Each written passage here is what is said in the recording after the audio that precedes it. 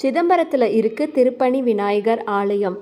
நம்ம ஊர்களில் ஒரு கோயிலோ வீடோ கட்டுறதுக்கு முன்னாடி இந்த சிதம்பரத்தில் இருக்கிற திருப்பணி விநாயகர் ஆலயத்துக்கு போயிட்டு வேலை நல்லபடியாக நடந்து முடிக்கணும் அப்படின்னு பிரார்த்தனை பண்ணிக்கிட்டு அதுக்கப்புறம் ஆலய வேலைகளை ஆரம்பிக்கிறது வழக்கமாக இருக்குது. இந்த கோயில் சிதம்பரம் நடராஜர் கோயிலேருந்து ஒரு 5 நிமிஷம் நடக்கிற தூரத்தில் தான் இருக்குது.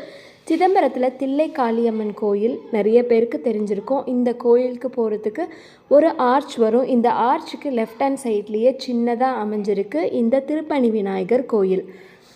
இந்த ஊர் பக்கத்தில் கோயில் கட்டுறவங்க இல்லை வீடு கட்டுறவங்க வேலைகளை ஆரம்பிக்கிறதுக்கு முன்னாடி இந்த கோயிலுக்கு வந்து பிரார்த்தனை பண்ணிக்கிட்டு வேலைகளை ஆரம்பிப்பாங்க. அதே மாதிரி நல்லபடியாக வேலை முடிஞ்சதுக்கப்புறம் கிரகப்பிரவேச பத்திரிக்கையோ இல்லை கும்பாபிஷேக பத்திரிக்கையோ கொண்டு வந்து இங்கே பிரார்த்தனையை நிறைவேற்றுவாங்க.